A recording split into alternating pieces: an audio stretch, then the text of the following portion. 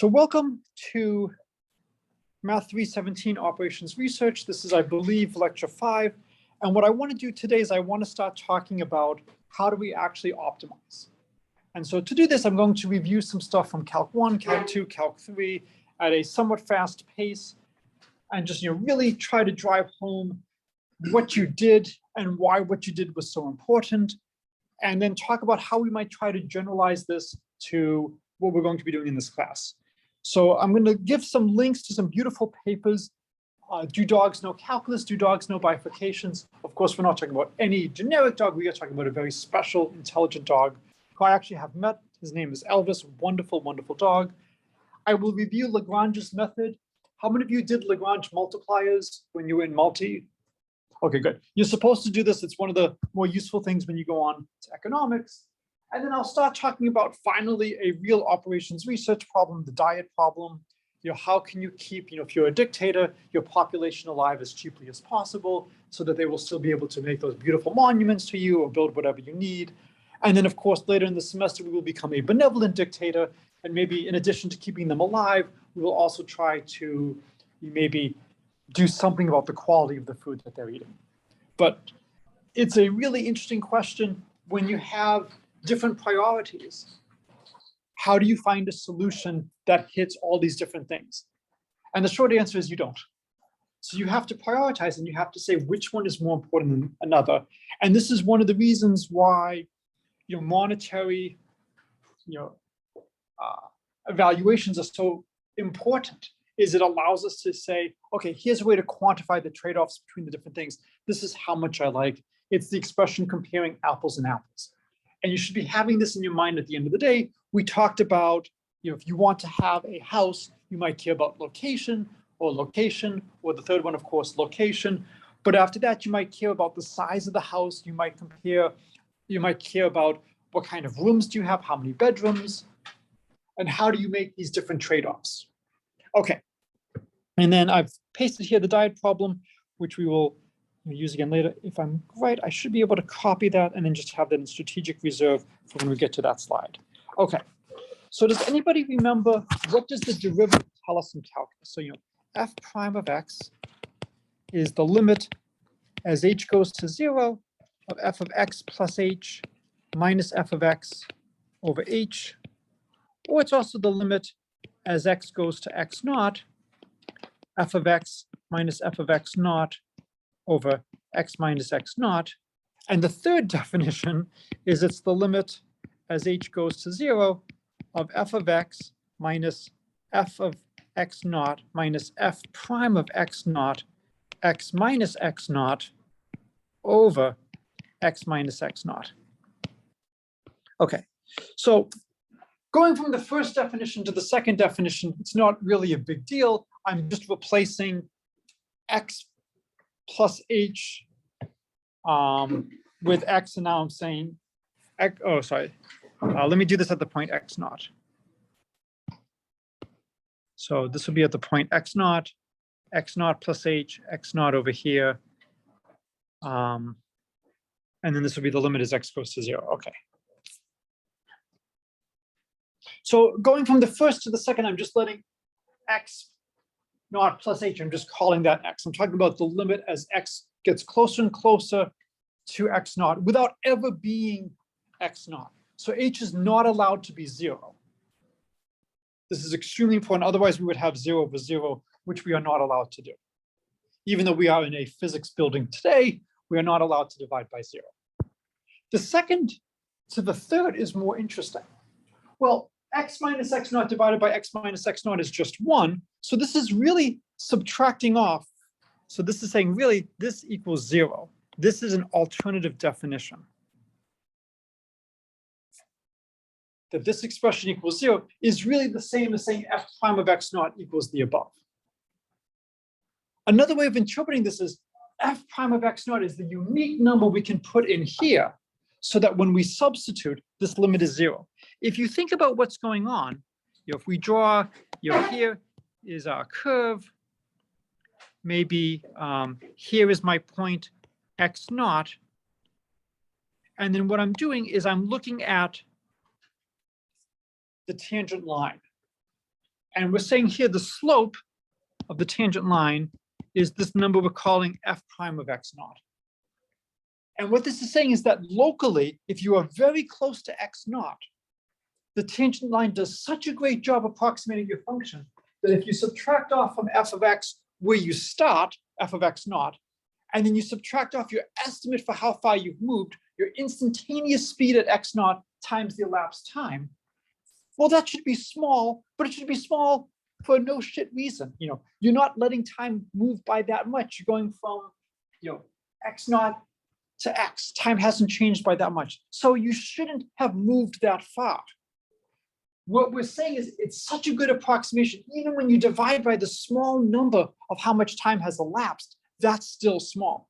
That's what it means for the tangent line to be a really good approximation. There's lots of things that would be really good approximations on an absolute scale because it's such a small amount of time that's happened. But when we divide by that small number, that still tends to 0. So if your function is nice, if you know Taylor series, then the next thing up here should be something of size x minus x naught squared. So that when you divide by x minus x naught, you would get something on the order of x minus x naught. Okay, and so another way of looking at what's going on is when we look at x naught plus h, here's x naught plus h, which we were also calling x. What we're doing here is we're taking a sequence of points and we're calculating the average slope over those smaller intervals. And as x naught plus h gets closer and closer to x naught, the average slope is approaching the instantaneous rate of change. All right, so this is the definition of the derivative. This is one of the most important concepts in calculus and all of mathematics. So now let's say we have f prime of, let's do some point x naught.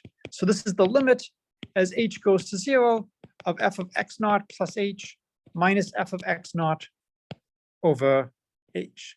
And let's assume, case 1, f prime of x naught is greater than 0.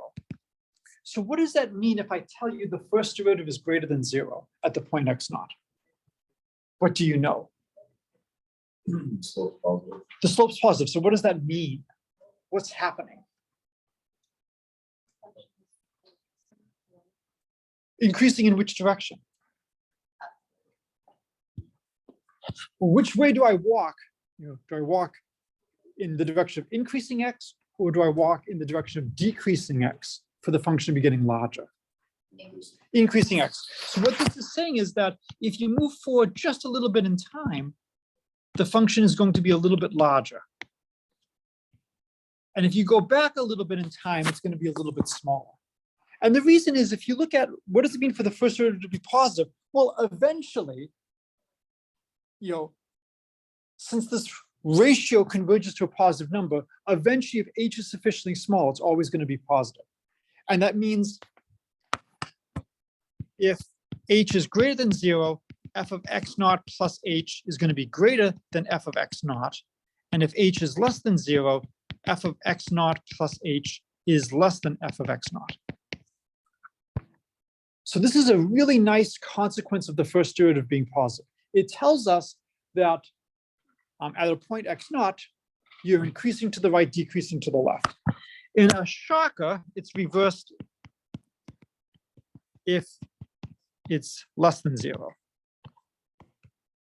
So now it would look something like this. So we get a theorem. F has a relative max min at x naught. Or let's do, if f has a relative maximum at x naught, then what must be true about the derivative at x naught? If we want to have a relative maximum min at x naught, what must be true about the derivative at x naught? Has to be 0. So how many of you have ever seen the word if with 2 f's? So what does if with 2 f's mean? If and only if. Is this an if and only if statement? If the first derivative is 0, do you have to have a relative maximum min? Okay, so you're shaking your head. Can you give me a counterexample? X equals 0 or x equals x cubed. Good. So the canonical example is consider f of x equals x cubed, and this is about the level of my artistic skills. So note f prime of x equals 3x squared. Critical points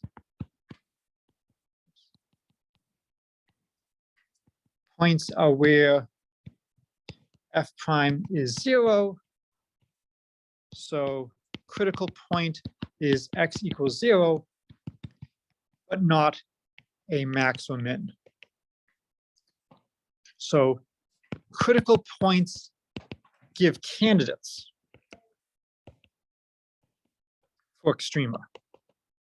They don't necessarily give extrema, but they give candidates. Okay, well, the hope is that if there aren't that many candidates, it's not going to be that bad to check. What else do we have to remember to check?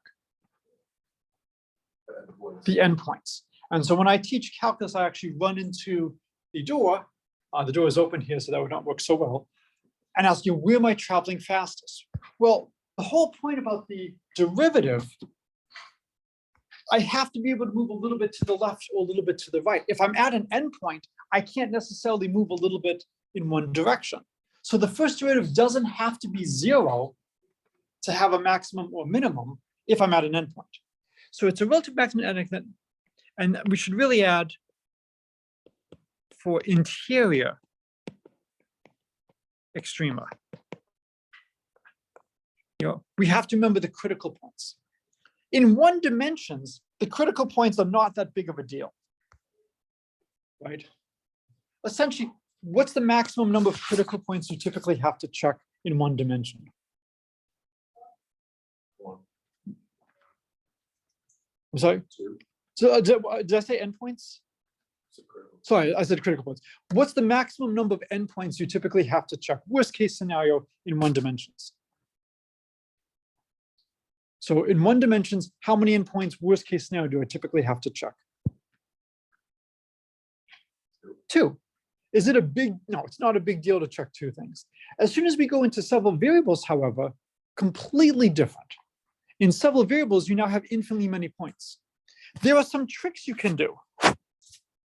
And so again, just reviewing some material, several variables. So let's say I give you g of x, y is x over 2 squared. No. Let's do x over 3 squared plus y over 2 squared equals 1. So what shape is this?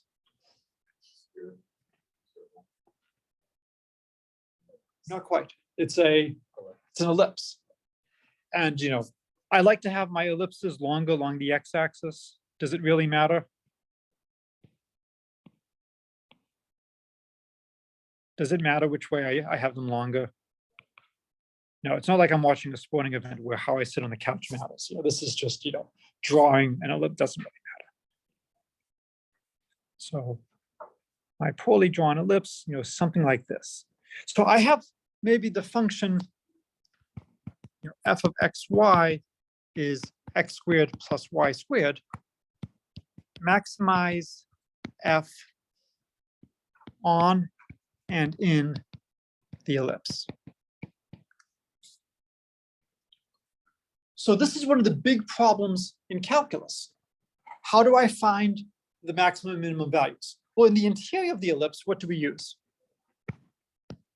For interior, the gradient of f, which is df dx, df dy, has to be 0, 0. And this is a very natural generalization of what we just did in one dimension. If you're at some point, in order for this to be a relative max or minimum, if I move left or right, it can't be getting larger. So what must be true about my derivative, my partial derivative, if I'm moving left to right? 0. Has to be 0. Similarly, if I move up and down, so by viewing it as 2 one-dimensional problems, I immediately get that the gradient has to be 0.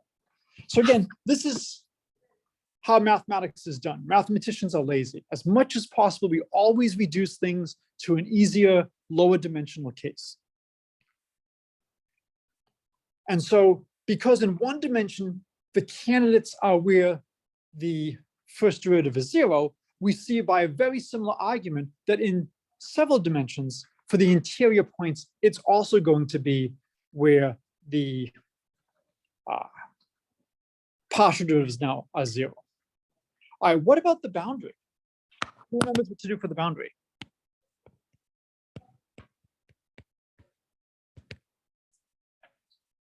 So how do you find where the function is largest or smallest on the boundary?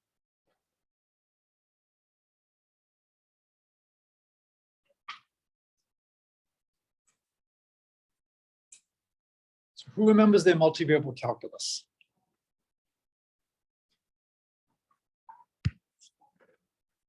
Not as well as I should. And this is why we have a review. So this is Lagrange multipliers.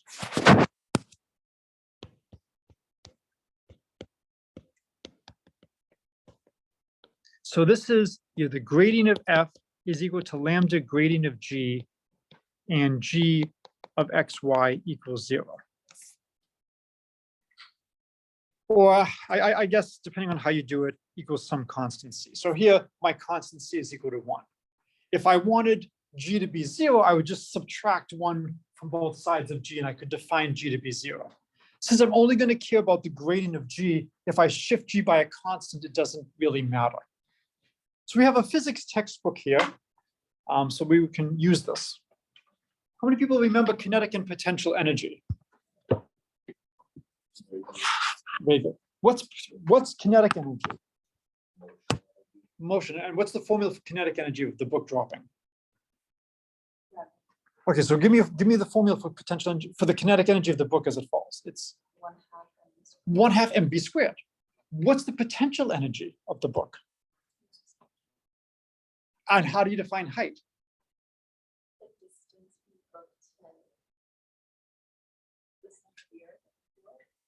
Okay, so of the earth, the floor, the ceiling, this little table over here, right? You have lots of choices in terms of where you define the change in height. But the potential energy, the formula we have is the change in potential energy is the change in kinetic. So all we really care about is the change in potential energy. It doesn't really matter where we define ground 0 to be. All that matters is how far has it fallen. So you have freedom in terms of where you choose things. It's the same when you look at the fundamental theorem of calculus. The area under the curve is an antiderivative at b minus an antiderivative at a. Well, which antiderivative should I use? It doesn't matter. The antiderivatives all differ by a constant, and when you subtract, the constant cancels. So a lot of times when you're looking at math formulas, you have a little bit of arbitrariness. And so here for potential energy, it doesn't really matter. The question is, which is the more convenient definition to use? Where should we put potential energy of 0?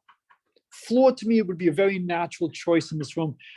I don't think we have any object in this room that will dent the floor. Now, if you want good scientific units, go to MIT. We'll see more later in the semester. The Bruno, I believe, is the indentation in cubic centimeters from dropping a grand piano from the 3rd floor of a certain building. And so if you have something like that, you can make a small change. I saw the smoots this summer. Smoot is a wonderful one. So, smoot is a unit of length from a fraternity prank of how many times would it take them to take one of the pledges and measure the length of the bridge. And we'll hopefully talk a little bit more about that later. That has some fascinating stories. It's pretty cool to see. Like, oh, they have smoot markers on the bridge now. Yeah, they were kind of faded. Some of them, they would like go over with like a highlighter. They're supposed to repaint them now, and they actually measure accents on smoots. Now, the smoot is a terrible unit of measurement because you need to get your hand on the original smoot, and his height is not going to be constant in time. So we'll be thinking a lot about what units we want to use. But here, if you think about what's going on, the boundary of this ellipse is this blue oval. And if you think about what's going on here, we now have three unknown variables. We have x, y, and lambda. But we also have three equations. We have df dx equals lambda dg dx. So we have fx equals lambda gx, fy equals lambda gy, and g of xy equals c. So three equations, three unknowns. We should at least be optimistic that there's a chance of solving this. We have the same number of unknowns. So the question is, why do Lagrange multipliers work? And so let's imagine we have some curve over here. What was the third equation? The third equation is just gxy equals c. That's our constraint equation. So I don't want to redo all of multivariable calculus. So let's say here is the gradient of g. And it turns out the gradient of g is going to be the normal to the surface. It tells you the direction of maximum change. So I'm not going to go through and repeat all this. Let's just assume the gradient of g is the normal to the surface. So this is normal to g of xy equals c. So for instance, this could be maybe g of xy equals 1, and then maybe up here would be g of xy equals 2, and maybe down here would be g of xy equals 1/2. Depending on the value of c, you'll have different surfaces. I could be looking at all the points that are 5 meters above, 7 meters above. I could be a sphere of radius 2, a sphere of radius 3. Imagine here is the gradient of f. So the gradient of f talks about how we change. And you might remember your directional derivatives. The derivative of f in the direction of v at a point P is the gradient of f at P dotted with v. So it's how much am I changing and then dotted with the direction I'm moving in. So over here, I can basically write my gradient as something tangent to the surface and something perpendicular. Does this seem vaguely familiar at least? Okay, I'm trying to figure out what level of detail. If you want more detail than this, by all means, please speak up. Almost surely you are not the only one who would want more detail if you want more detail. And so what I can do is I can look and see, well, I have to stay on the surface. So it doesn't really matter if my gradient of f has some component, normal to the surface. I am forced to live my life on the surface. All that really matters for me is how much am I changing tangent to the surface, because that's how I walk. And so what we see is if the gradient of f has a non-zero component tangent to the surface, then if I walk in that direction, my function will increase. And if I walk in the other direction, it will decrease. So if I want to have a candidate for maxima or minima, the only possibility is if the gradient of f has no component tangent to the surface. So candidate for max or min, we need the gradient of f to have no component tangent to surface.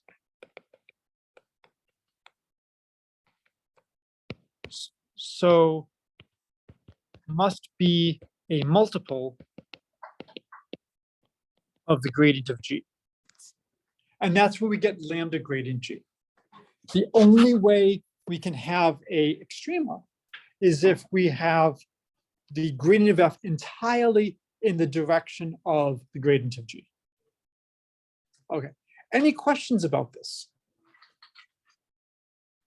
Now, this is one way to solve, and this is the way you've been taught to solve. This is the way that works very well in general.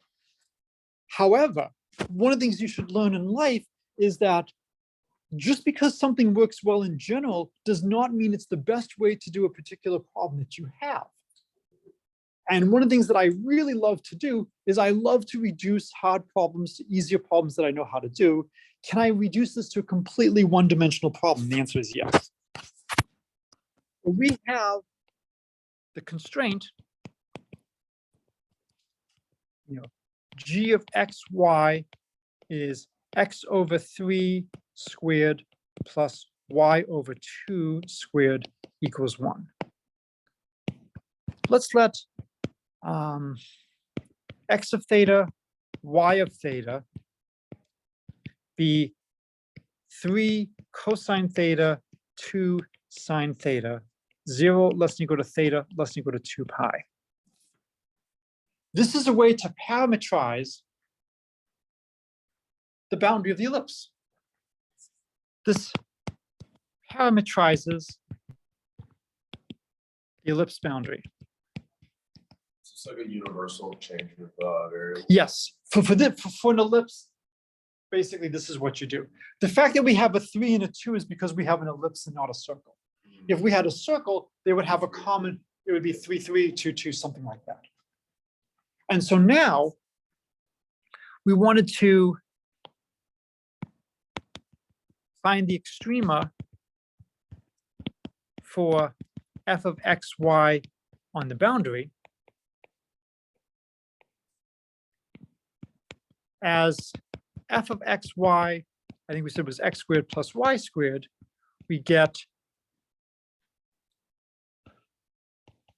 I'll just say script f of theta, which will be f of x of theta, y of theta, and that will be 9 cosine squared theta plus 4 sine squared theta.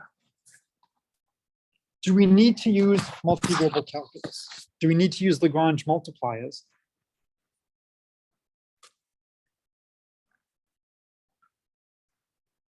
How would you solve this problem?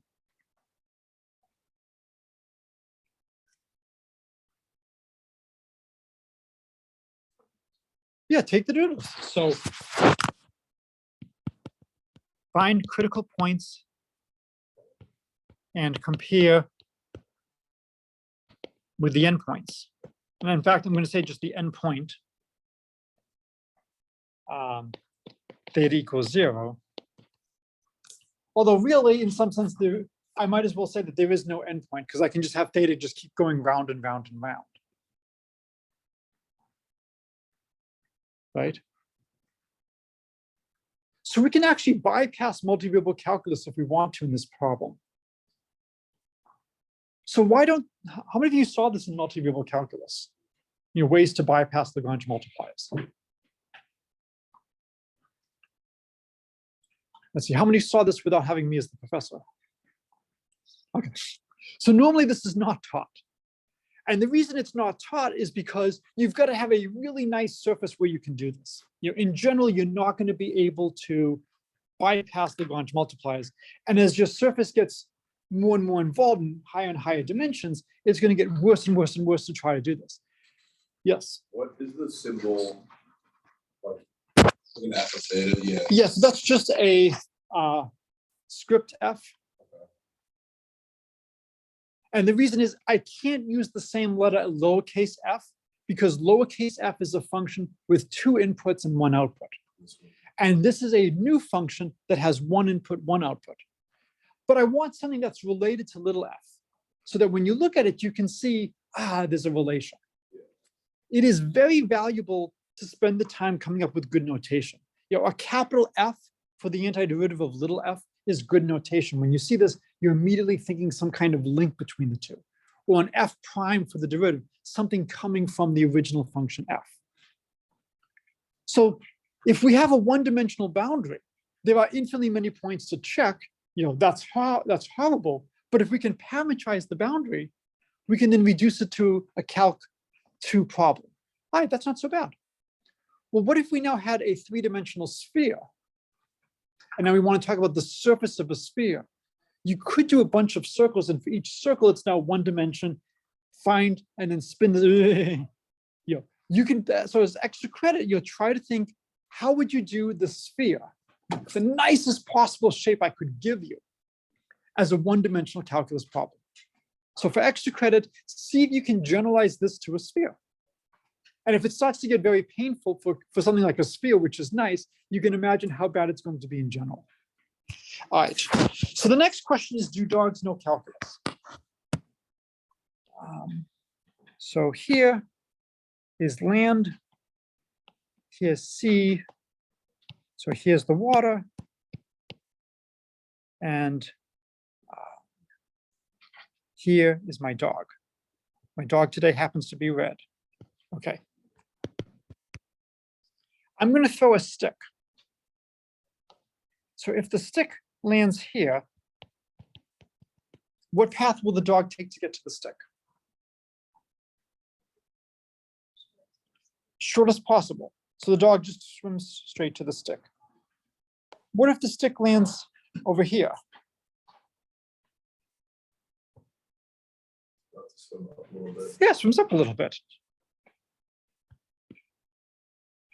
What if I throw the stick all the way down here? What path will the dog take? Well, give me a possible path the dog might take. The dog might not take this, but it's a possible path. Going straight to it. So one possibility is the dog just goes, straight, whoops, straight to the stick. There is another path which you could justify. Yes. The dog comes out of the ocean and runs across on land. Yes. Now, does the dog go straight down or does the dog go at an angle? Does the dog travel infinitely fast on land? Imagine the dog traveled infinitely fast on land. If the dog traveled infinitely fast on land, the dog would go straight down, run, and then go straight up. So we know if the dog goes infinitely fast, get to land as quickly as possible. Since the dog does not go infinitely fast on land, what would you conjecture? An angle. An angle. And so now this becomes an interesting question as to, what angle should the dog go and then come back? And this is very similar if you've seen physics.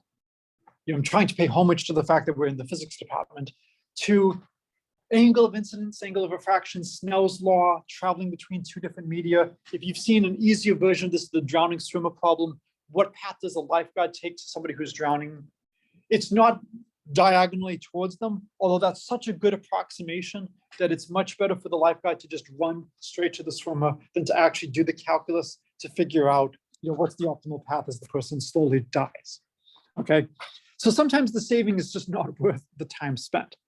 But for this, if the stick is sufficiently far away, the dog Elvis is actually smart enough to run to land, to swim to land, where the dog can now run rapidly on land and then come back into water.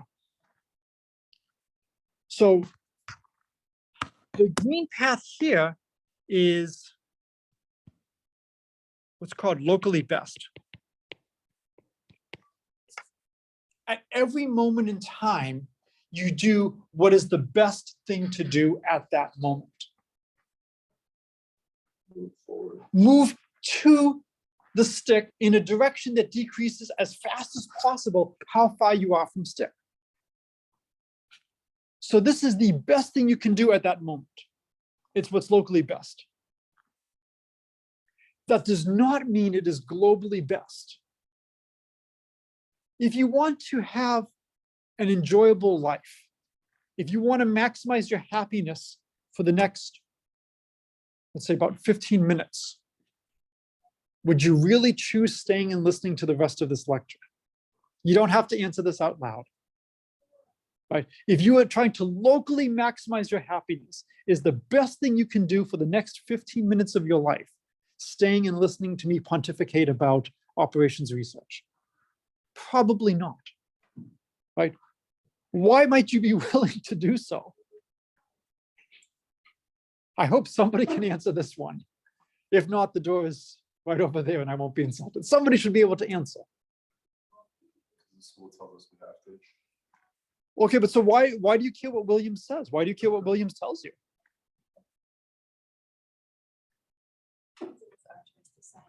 Okay, but I mean, why not just go and watch something on Netflix? Netflix, can you please reduce how much I pay per month now because I said this? Or why don't you go outside and enjoy the day before it starts to rain? Go get some exercise in, go play with friends. Why are you here? Why are you in college? Long term. So long term, this is supposed to be useful. That if you want to get the good job, if you want to be able to have some good skills, it is worth taking a small local hit.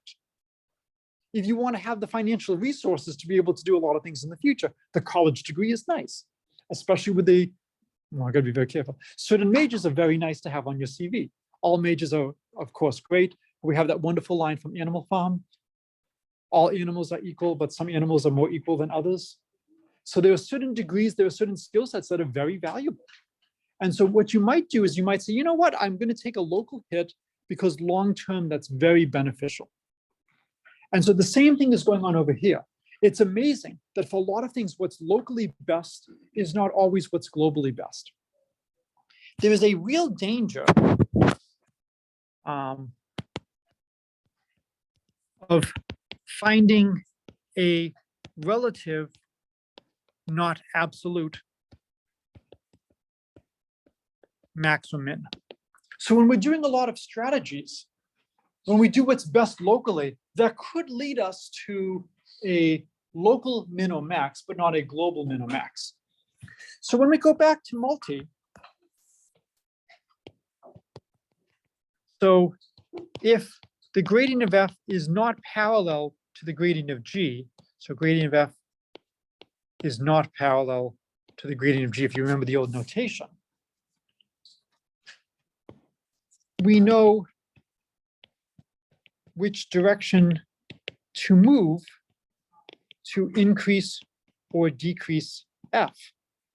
And this is something that's often not emphasized in multivariable calculus. If the gradient of f is not aligned with the gradient of g, if you want your function to be larger, well, go in the direction of the gradient of f that's perpendicular to the normal vector, that's tangent to the surface. That tells you which direction you should go.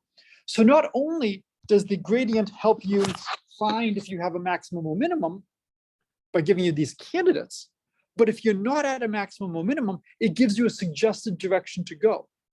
The problem is you could wind up in a local extremum. So imagine, you have something like this. And you're over here. Well, if you're trying to find the place of greatest height, it's going to tell you you should be climbing like this, and you'll climb all the way up to here. And so you'll end up at a relative max, but not at the global max. So that's the danger in strategies like this. One way to survive something like this is you choose a bunch of random points. So,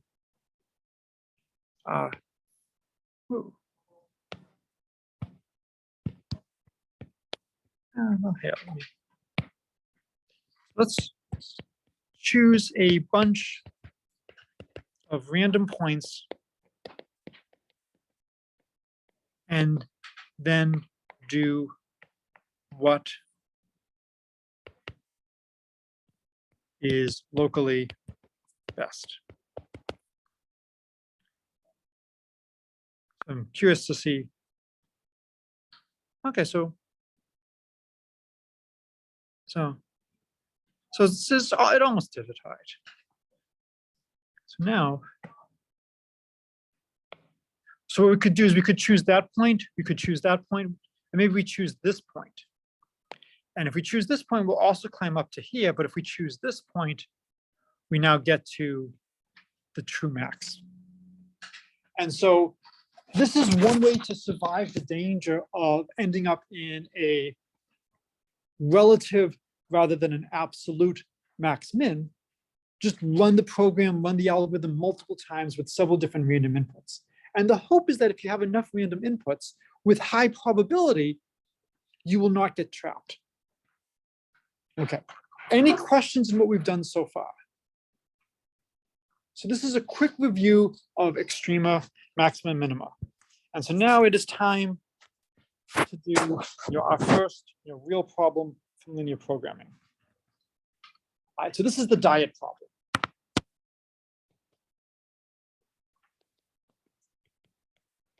And this is, a very simplified version.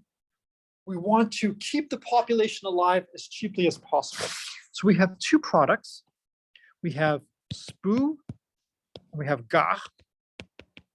We have two things we care about, iron and protein. And we have cost.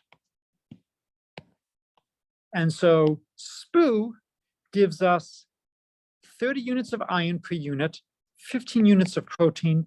GAR gives us 5 units of iron, 10 units of protein, and the cost of GAR is $20 per unit, while SPU is $2 per unit. Extra, give me which science shows or universes have SPU and GAR.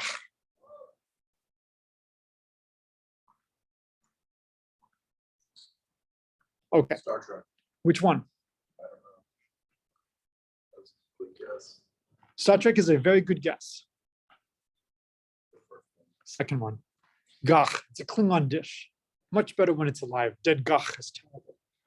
SPU is Babylon 5. So sometimes you can just look at a problem and see the solution. When you look at this, what do you think the optimal diet will be? How much SPU, how much GAR? All gone. All GAR. Why? It's way cheaper per unit of iron and per unit of protein. You're very close in how you phrased it. Not quite, but very close. Get more bang for your buck. I think that's probably close enough, but if you extrapolate to, say, 10 units of GAR would cost $20. So for an equal amount, for an equal cost, the amount of iron I get from GAR is 50 units versus 30 units of SPU, and the protein is 100 units of protein versus 15. So with these numbers, GAR completely subsumes SPU. There's no reason to buy any SPU, unless, of course, you don't like the idea of eating live worms. And taste matters a little bit to you. But because of this, if all we care about is just staying alive, then we would clearly just choose, the all GAR diet. So with numbers like this, these numbers are so ridiculous that this is really not a difficult problem to solve. What would make the problem harder is if we had different numbers. So let's say, Or utility. well, right, so right now we're not doing anything with utility.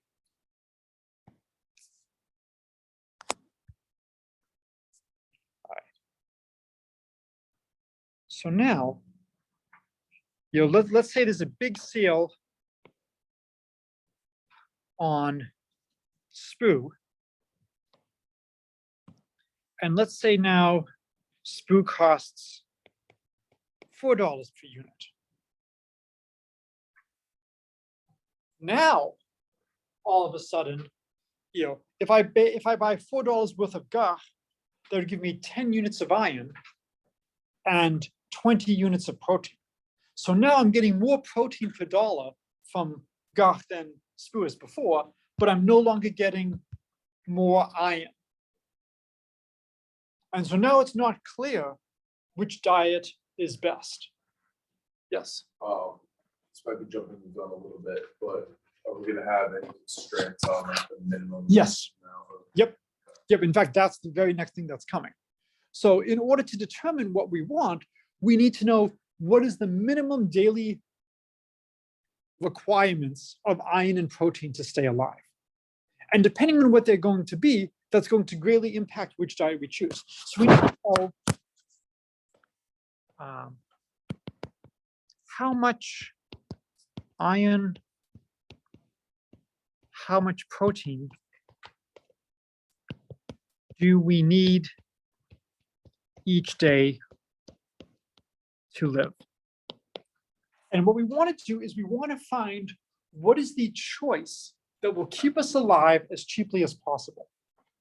Obviously, if we just keep buying a tremendous amount of SPU and GAR, we will have all the requirements we need to stay alive. So there's not going to be a unique diet that keeps us alive. What we want to do is we want to look at all possible diets. And so in standard linear algebra, so standard linear algebra, we want to solve AX equals B. Maybe A is an invertible square matrix. And if that's the case, what is the solution? If A is an invertible square matrix, what is the solution?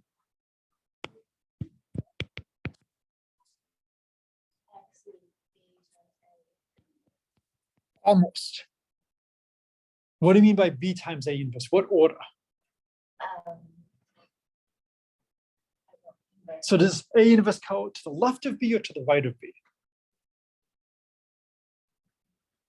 Left, because we have AX equals B, so it's A inverse B from we multiply both sides by A inverse AX equals A inverse B. Right, we have to make sure we put things in the correct order. So linear algebra like this, with an invertible matrix and the same number of equations as unknowns, it's not that interesting. There's only one solution that will work. Things can become more interesting as you have more. So in linear programming,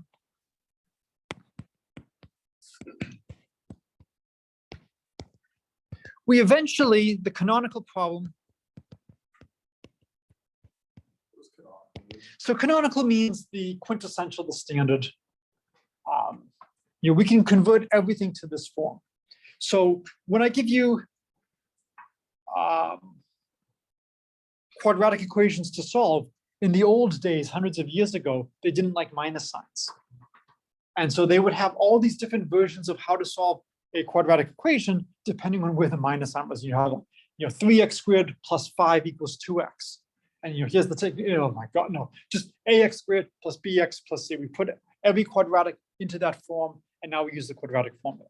So the canonical form, we can always convert it to something of the following.